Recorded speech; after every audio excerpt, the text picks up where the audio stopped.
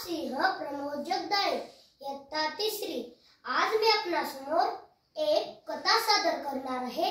त्या कथेचे नाव आहे मंदिर। रसिकांनो नमस्ते। मित्रांनो, एक छोटीशी बोधकथा तुमच्यासाठी जी खूप काही शिकवून जाईल।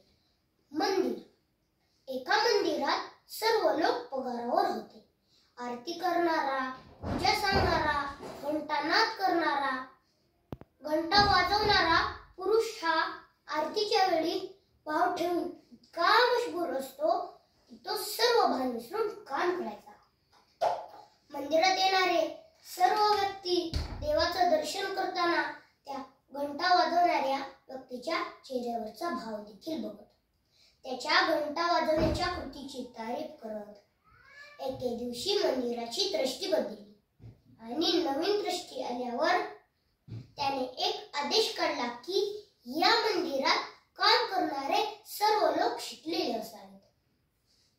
जे शिकलेले नसतील त्यांना कामावरून काढण्यात येईल।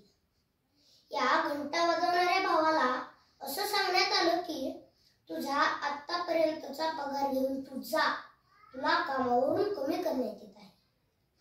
त्या घंटा वाजवणाऱ्या भावाने म्हटलं की साहेब, भले मी शिकलेला नसलो तरीही या कामात माझा भाव देवाशी जोडला गेला आहे। दृष्टीने त्याला एवढं सांगितलं, तू जर शिकलेला नाहीस तर तुला कामावर ठेवता येणार नाही। दुसऱ्या दिवशी मंदिरात नवीन नियुक्ती केलेल्या लोकांना ठेवण्यात आले, परंतु आरतीच्या वेळी लोकांना आधीच्या घंटानादाची मजाच आली नाही। सर्वजण त्याची कमतरता अनुभवत होते। काही लोक त्या घंटा वाजवणाऱ्या व्यक्तीच्या घरी जाऊन त्याला विनंती करू लागले की तू मंदिरात परत ये। त्या भावाने उत्तर दिलं, मी आलो असतो, पण दृष्टीला वाटेल की मी नोकरी मागायला चालू आहे, म्हणून नाही येणार मी मंदिरात।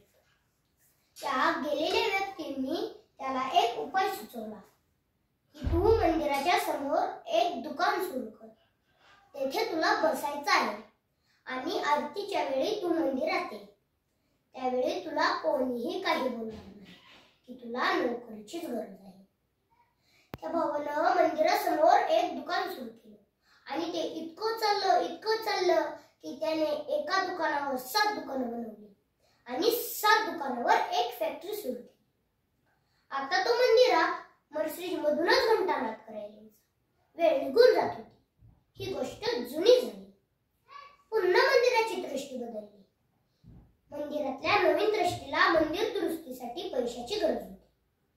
तेव्हा मंदिरातल्या नवीन दृष्टीला विचार आला की सर्वात पहिल्यांदा आपण त्या संबंधित फॅक्टरीच्या मालकाला बोलून बघावं, मिळतील पैसे आपल्याला, असं म्हणून दृष्टी मालकाला भेटायला गेली आणि सांगितलं की साहेब, आम्हाला मंदिर दुरुस्तीसाठी 7 लाख रुपये खर्च येणार आहे।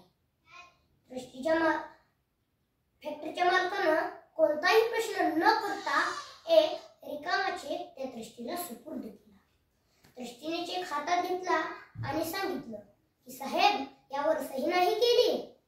साहेब म्हणाले, मला सही करता येत नाही, द्या, मी अंगठा छाप देतो। हे ऐकून दृष्टी आश्चर्यचकित झाली आणि म्हणाली की साहेब, तुम्ही अशिक्षित असूनही इतकी प्रगती केली। तुम्ही जर शिकलेले असता तर अजून किती प्रगती केली असती। तेव्हा ते साहेब हसून म्हणाले, बंधू, मी जर शिकलेला असतो ना तर मंदिरात घंटा वाजवत बसलो असतो। मित्रांनो, बंधूंनो, भगिनींनो, मला या कथेतून एवढंच सांगायचं आहे, या कथेचा एवढाच अर्थ सांगायचा आहे, काम कोणतंही असो, परिस्थिती कशी असो, तुमचं कर्तृत्व तुमच्या विचारावर अवलंबून असतं। विचार जर शुद्ध असतील, खरेपणा, सचोटी हे सारे गुण असतील तर परमेश्वर आणि तुमचं भाग्य तुम्हाला जरूर मदत करतं। मन मोठं ठेवा, चांगल्या कृतीत देवाची साथ असते।